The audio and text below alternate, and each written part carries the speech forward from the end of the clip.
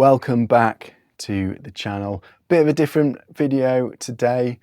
I've had my good friend Neil in from ATA Records, who just happened to be based fairly near me here up in Leeds. And he runs an Analogue based recording studio and record label.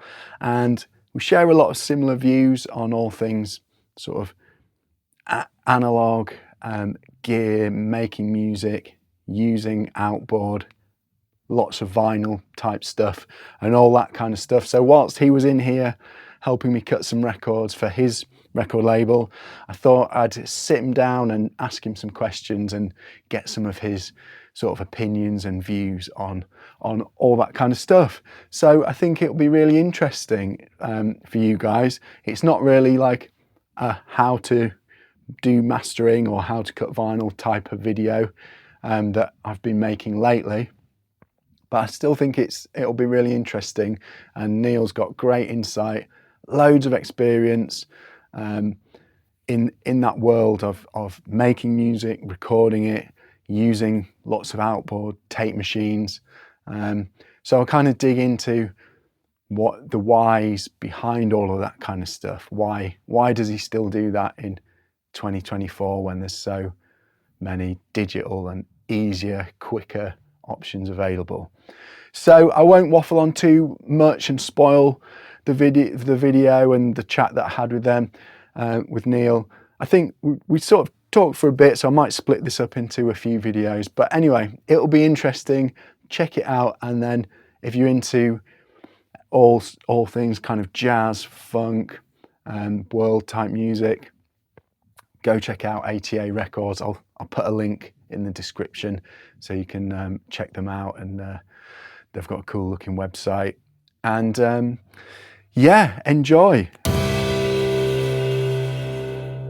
Why Analogue in 2024? Lots of people will want to know why you would go through all the extra hassle, all the extra expense, and all the extra time it takes to use analog equipment when there's so much digital stuff out there now, and plugins and all that kind of stuff are pretty ubiquitous. So as an analog, all things analog record label owner, why analog? My short, brutal answer is because digital doesn't cut it. I was just thinking about that as you were saying the question. It's like, so if I zip back like 15, maybe more than 15 years, 20 years, when I first started making music in Leeds, we'd go to recording studios, and the records, that influenced us, we were being influenced by music of the 60s and the 70s. And then you go into a studio, sort of like in the early 2000s, and you're like, this doesn't sound anything like the music that we're wanting to make. So that was the first thing. I just noticed straight away. I'm just like, this doesn't sound like the stuff I want to make.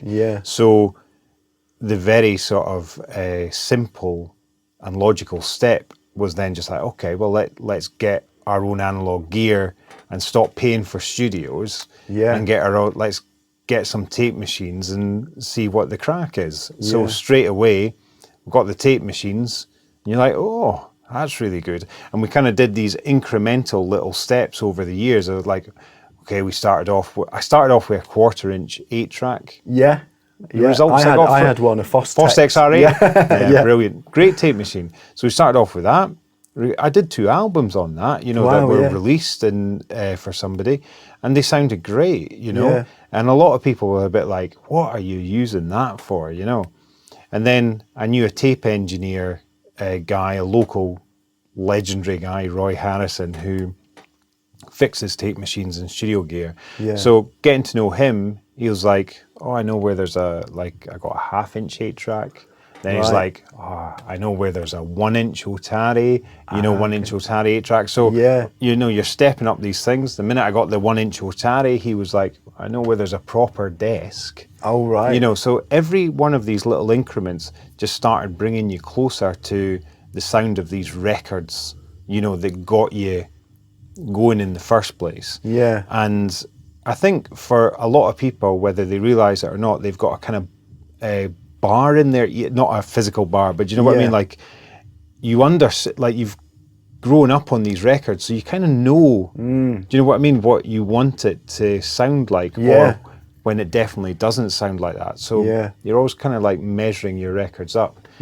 So the more I went down this road, just the more, or the closer I got to that sound that made me fall in love with music in the first place. And there's very little kind of music out there, I think, that's digital that makes me want to do that, because I kind of I thought about this whole analog digital thing for a very long time, like the entire tape, because I have a tape machine in the studio and I have my computer as well. So sometimes you get very real A/B examples and you're kind of like, oh, this is great. Oh, why is that not quite as, quite as good?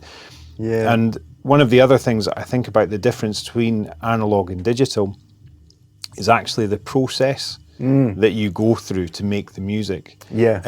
So with analog, it's all about getting the sound of the record first. You know what I mean? You get this is what a friend of mine told me. He says you get the closest to the finished sound of the record before you hit the tape. So everything's done first. So what I find with that is, you get that already. The equipment inherently sounds good because it's really top quality stuff from that era, and even some of the budget stuff from that era sounds top quality. And you go through and you listen to playback and everyone goes, oh, wow, yeah, it sounds like a record. So then that informs how they play. Like they shed a whole load of, anxiety or whatever, and everybody just then goes and performs, which is a really good aspect. And I think with digital, the process is almost in reverse. It's like you sort the sound after. You put the plugins on after. So it's all just a whole load of Band-Aid stuff.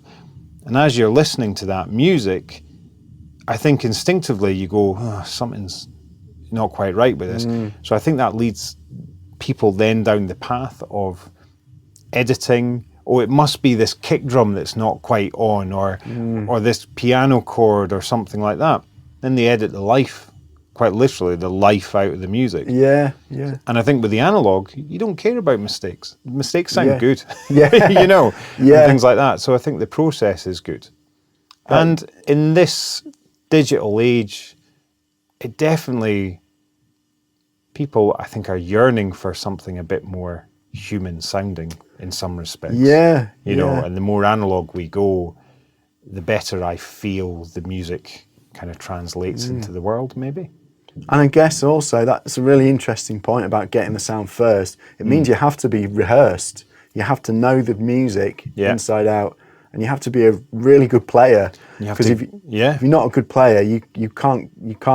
No, tape's expensive. We only have one take. We can only keep one take, like quite briefly. 30 minutes is £333 at the moment for 2-inch tape. So it's like we can't afford more than one take of a tune. You can't afford. You've got to get it right, and that's it. But you've also got to be a good engineer as well. The guys who are working with tape, it's like it's very difficult to fix anything afterwards, if you know what I mean. Like EQing you can do, but again, the methods that those guys followed all just lead to really solid recordings. It's like a lot of those old guys didn't even believe in EQing.